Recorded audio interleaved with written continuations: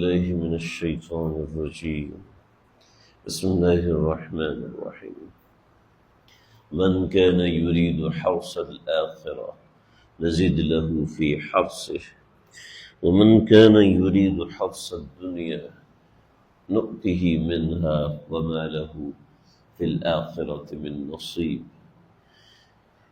سورہ شورى کی آیت نمبر 20 ہے۔ اللہ رب العزت ارشاد فرما رہے ہیں من کان یرید حرث الآخرہ۔ حرث کہتے ہیں کھیت بونے کو، یعنی کھیتی بیجنا اور پھر اس سے پھل نکالنا، اس سارے پروسیجر کو حرث کہتے ہیں۔ اور آپ سب جانتے ہیں کہ ایسا نہیں ہے کہ آج بیج بویا اور کل اگ گیا، بلکہ اس کے لیے محنت کرنی پڑتی ہے، کوشش کرنی پڑتی ہے۔ حرث الآخرہ، آخرت کی کھیتی، یعنی آخرت کی کوششیں۔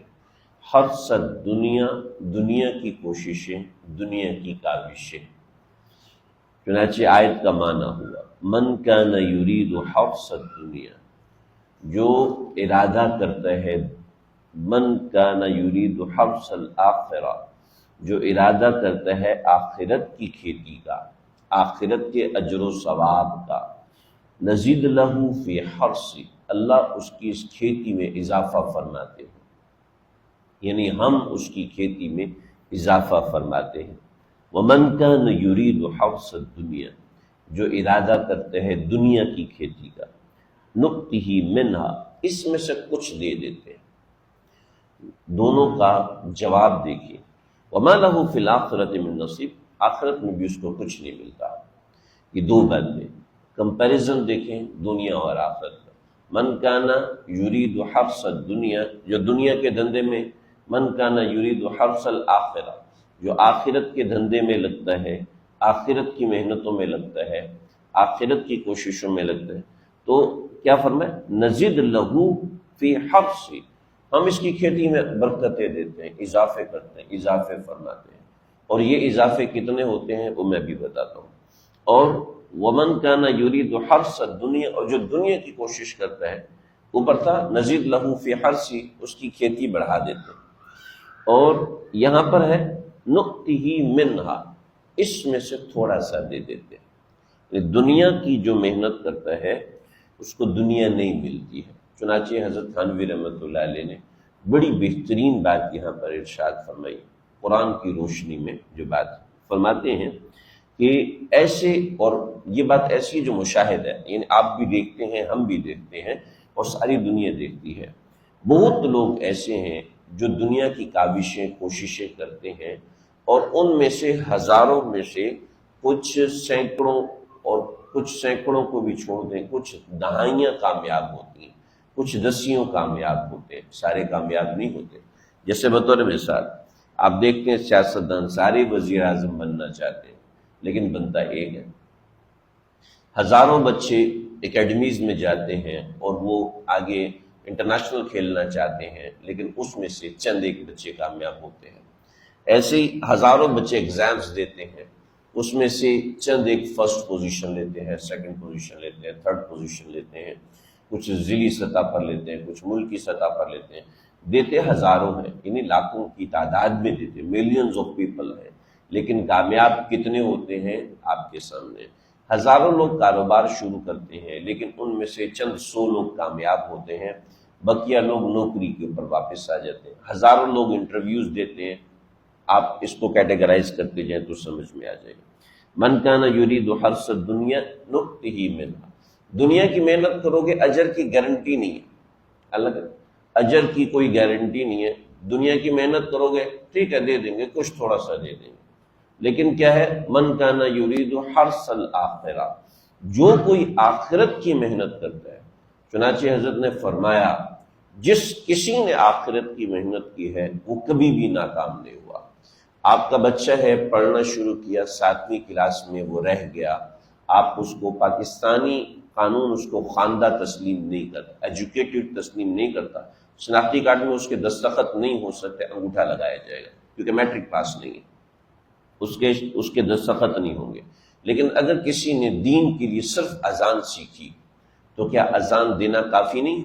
بالکل کافی ہے۔ اگر کسی نے ایک آیت مبارکہ سیکھ لی، سورہ فاتحہ سیکھ لی، یہ بھی کافی ہے۔ کسی نے 10 آیتیں سیکھ لی، یہ بھی اس کے لیے کافی ہے، یعنی یہ اس کے لیے پکا ہو گیا۔ تو جو آخرت کی کوشش کرتا ہے اس کو مل کے رہتا ہے، اور آخرت کے لیے آپ نے کوئی بھی کوشش کی، وہ آپ کو کوشش، اس کا اجر ضرور بالضرور ملے گا۔ نہ صرف یہ کہ اس کو اجر ملے گا، بلکہ اس سے کئی گنا بڑھا کے اس کو اس کا اجر ملے گا۔ نزید لہو فی حرثی، اللہ اس کی کھیتی میں بڑے اضافے فرما دیتے ہیں۔ تو آخرت اور دنیا کا کمپیریزن یہ ہے۔ لیکن مسلمان کے لیے جو معاملہ ہے، یہ تو اہل کفر کا معاملہ ہے، جو اوپر اللہ نے ذکر کیا، جو اوپر سے یستعجل بها الذین لا یؤمنون بها، یہ اہل کفر کا ذکر ہے۔ لیکن اہل ایمان کے لیے کیا ہے؟ اہل ایمان دنیا کی کوشش بھی کرتے ہیں تو اس میں آخرت کی کوشش شامل ہوتی ہے، ان کی نیت کی وجہ سے، کہ نیت المؤمن خیر من عملہ، آپ صلی اللہ علیہ وسلم نے فرمایا کہ مومن کی نیت اس کے عمل سے بہتر ہے۔ تو اس کی یہ نیت ہوتی ہے کہ میں دنیاوی کمائی کر رہا ہوں تاکہ میں اس میں حج کروں گا، میں دنیاوی کمائی کر رہا ہوں اس لیے کر رہا ہوں تاکہ میں رزق حلال اپنے بچوں کو کھلاؤں گا، میں دنیاوی کمائی کر رہا ہوں۔ تو یہ دنیا کے لیے کمائی کر رہا ہے تو کیا ہے؟ آخرت کی حرص بھی اس کی بڑھ رہی ہے۔ دنیا کی کمائی کر رہا ہے تو آپ دیکھیں ارکان اسلام میں زکوٰۃ کن لوگوں کی طرف متوجہ؟ جو لوگ مالدار ہیں۔ ارکان اسلام میں حج کن لوگوں کی طرف متوجہ؟ جو مالدار ہیں۔ پھر جہاد کے زیادہ فضائل انہی کو حاصل ہوتے ہیں جو مالدار ہے۔ المؤمن القوی خیر من مؤمن الضعیف، جو مومن دنیاوی اعتبار سے اچھا ہے وہ دنیاوی اعتبار سے کمزور مومن سے بہتر ہے۔ تو ان اعتبار سے بہتر ہے کہ مالی عبادت بھی وہ ادا کر سکتا ہے، اسی طریقے سے مالی دوڑ میں وہ آگے بڑھ سکتا ہے، مسلمان قوم کو مستحکم بنا سکتا ہے۔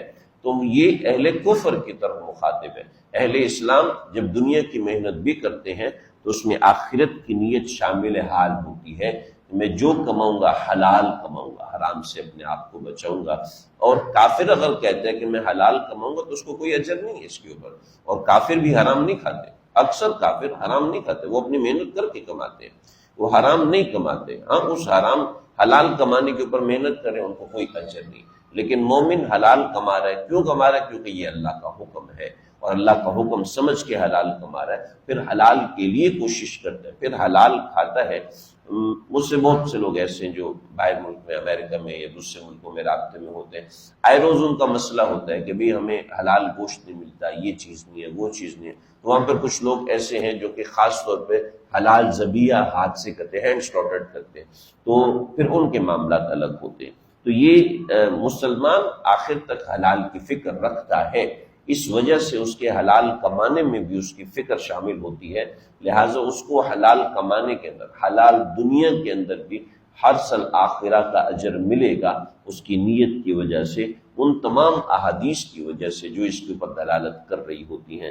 چنانچہ ہم نے کیا کرنا ہے؟ اگر کوئی خالص دنیاوی کام بھی کر رہا ہے، حضرت شیخ الاسلام مفتی تقی عثمانی صاحب سے میں نے سنا، حضرت فرماتے ہیں اگر آپ گھر کے لیے دال روٹی خریدنے کے لیے سپر مارکیٹ گئے ہوئے ہو، اپنے گھر کے لیے گوشت خریدنے گئے ہو، آٹا خریدنے گئے ہو، تو آپ کا یہ عمل بھی عبادت ہے، بالواسطہ عبادت ہے، مگر عبادت ہے، بس آپ نے نیت کرنی ہے عبادت کی کہ میں اپنے بچوں کے لیے کمانے نکل رہا ہوں، میں اپنے گھر کے لیے کمانے نکل رہا ہوں، اپنے گھر کی کوشش کے لیے نکل رہا ہوں، جس کے لیے اللہ نے حکم دیا اجملوا فی الطلب کہ آپ کماؤ اور کمانے کی کوشش کرو۔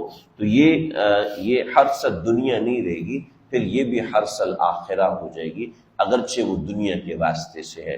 چنانچہ نوکری پہ جائیں، اگر کسی نے کوئی دفتر کھولا ہے تو جیسے مسجد عبادت کی جگہ ہے، ایسے وہ دفتر بھی عبادت کی جگہ ہے۔ جیسے مسجد عبادت کی جگہ ہے، ایسے انویسٹمنٹ پوائنٹ بھی آپ کی عبادت کی جگہ ہے، بس آپ اپنی نیت صحیح رکھیں۔ تو یہ حرث الآخرہ، یہ حرث الدنیا، یہ حرث الآخرہ بن جائے گی صرف ایک نیت کرنے سے۔ اللہ تعالیٰ مجھے آپ کو سمجھ